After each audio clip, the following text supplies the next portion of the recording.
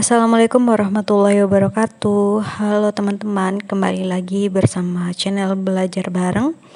Di sini saya akan membahas tentang kisi-kisi nomor 2, kode etik dan pedoman perilaku auditor untuk formasi auditor ahli pertama. Kode etik pedoman perilaku.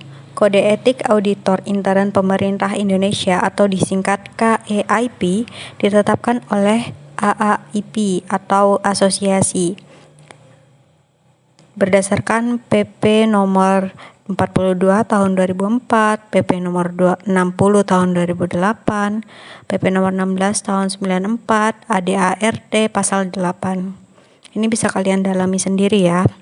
Kalian bisa search di Google atau di Permenpan, kalian bisa cari dan membaca sendiri dan dalami sendiri ya. Nah, kode etik IP itu diterapkan untuk auditor dan pejabat yang mengawasi intern di instansi pemerintah serta lembaga terkait kepentingan negara sesuai peraturan. Tujuannya untuk mendorong budaya etis dalam pengawasan intern pemerintah, untuk meningkatkan profesionalisme auditor, mewujudkan auditor intern yang terpercaya dan transparan, kemudian mencegah perilaku tidak etis, memastikan akuntabilitas, dan menciptakan auditor yang kredibel dengan kinerja optimal. Fungsi kode etik ini yaitu yang pertama memberikan pedoman, terus merupakan sarana kontrol bagi masyarakat atas profesi. Jadi di sini nih maksudnya adalah memberikan pengetahuan kepada masyarakat itu bagaimana auditor itu bekerja begitu kan. Terus mencegah campur tangan pihak di luar organisasi. Prinsip etika. Yang pertama ada integritas, yaitu kejujuran dan hubungan yang adil. Hubungan yang adil di sini maksudnya adalah kita bersikap tidak pokoknya kita harus jujur dan juga apa adanya gitu, tidak melanggar hukum. Terus objektivitas itu kejujuran intelektual tanpa konflik kepentingan. Di sini maksudnya konflik kepentingan itu tidak tidak dipengaruhi oleh pihak-pihak lain gitu. Kita harus objektif, harus jujur secara intelektual gitu kan. Terus kerahasiaan, yaitu menghormati informasi dan tidak mengungkapkan tanpa izin. Nah, terus kompetensi. Di sini kompetensi adalah seorang auditor itu maksudnya memiliki kompetensi, yaitu pengetahuan dan keterampilan dalam pengawasan intern. Akuntabilitas, yaitu pertanggungjawaban profesional atas kinerja dan tindakan kepada pihak yang berwenang. Kemudian bersikap profesional. Nah, di sini aturan perilakunya. Aturan perilakunya dari integritas yaitu tidak menerima gratifikasi terkait dengan jabatan dalam bentuk apapun. Nah, di sini adanya larangan ya untuk menerima gratifikasi atau korupsi gitu ya. Bila gratifikasi tidak bisa dihindari, auditor intern pemerintah wajib melaporkan kepada Komisi Pemberantasan Korupsi atau KPK paling lama dalam waktu 7 hari setelah gratifikasi diterima atau sesuai ketentuan pelaporan gratifikasi. Nah, terus selanjutnya ada objektivitas. Aturan perilakunya yaitu tidak terlibat dalam kegiatan yang dapat menyebabkan konflik kepentingan atau meragukan kemampuan untuk bertugas secara objektif. Nah, di sini maksudnya adalah tidak terlibat. Maksudnya jika kita tidak bisa dipercaya secara objektif atau ada konflik kepentingan seperti kita sebagai auditor punya kenalan atau cukup dekat atau kerabat yang akan kita audit, maka kita tidak boleh terlibat karena itu akan mengganggu objektivitas kita dalam bertugas. Nah, seperti itu ya. Kemudian ada kerahasiaan, tidak menggunakan informasi untuk keuntungan pribadi atau secara ilegal yang merugikan tujuan organisasi yang sah dan etis. Kemudian ada kompetensi. Di sini auditor harus terus meningkatkan keahlian dan efektivitas pelaksanaan tugas melalui pendidikan, pelatihan, sertifikasi, dan pengalaman kerja. Akuntabel memberikan pertanggungjawaban atas kinerja dan tindakannya kepada pihak yang berwenang. Artinya kita dapat mempertanggungjawabkan ya kinerjanya kita secara pelaporan, berbentuk pelaporan yang akuntabel. Kemudian perilaku profesional. Nah, profesional di sini tidak terlibat dalam aktivitas ilegal atau tindakan yang merusak kepercayaan terhadap profesi, pengawasan internal audit, dan organisasi. Terus ada kode etik hubungan sesama auditor.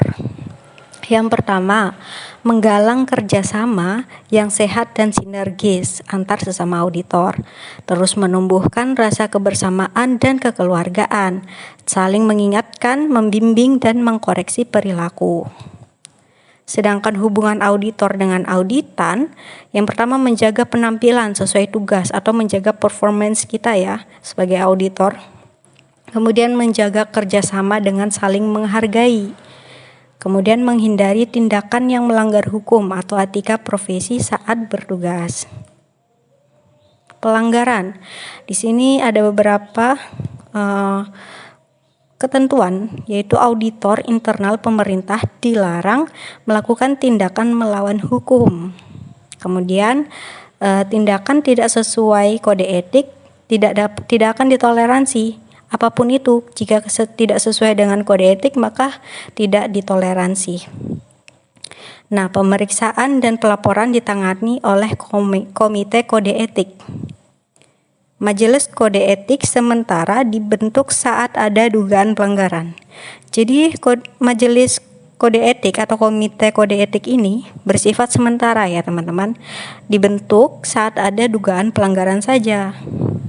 Kemudian, anggota Majelis Kode Etik minimal 5 orang, terdiri dari 1 ketua, 1 sekretaris, dan 3 anggota. Jika lebih dari 5 orang, maka jumlahnya harus ganjil, dan anggota harus setara dengan auditor yang diduga melanggar. Jadi, anggota Majelis Kode Etik ini tidak boleh ya kedudukannya di bawah dengan auditor yang diduga melanggar. Jadi harus setara, minimal setara atau lebih tinggi jabatannya. Kemudian keputusan diambil secara musyawarah atau mufakat dan keputusan bersifat final. Keputusan diambil secara musyawarah mufakat. Jika tidak mencapai mufakat, maka diambil suara terbanyak dari anggota tersebut. Nah, di sini sanksinya jika melanggar. Bentuk sanksi yang direkomendasikan oleh Komite Kode Etik meliputi teguran tertulis, usulan pemberhentian dari tim pengawasan, tidak diberi penugasan pengawasan selama jangka waktu tertentu. Nah, pelaksanaan kode etik ini terbagi menjadi 3, yaitu ada pelanggaran ringan, pelanggaran sedang, dan pelanggaran berat. Kita masuk ke Kode Etik Akuntan Indonesia. Etika profesi akuntan di Indonesia dikeluarkan oleh Ikatan Akuntan Indonesia atau disingkat IAI. Berdasarkan Kongres ke-7 IAI tahun 98, yang terbaru ya, ini ada beberapa kongres sebelumnya, tapi ini ada yang terbaru yaitu 8 prinsip etika profesional. Pertama, tanggung jawab profesi, kedua, kepentingan umum, ketiga, integritas, keempat, objektivitas, kelima, kompetensi dan kehati-hatian, keenam, kerahasiaan, ketujuh, perilaku profesional, yang kedelapan, standar teknis.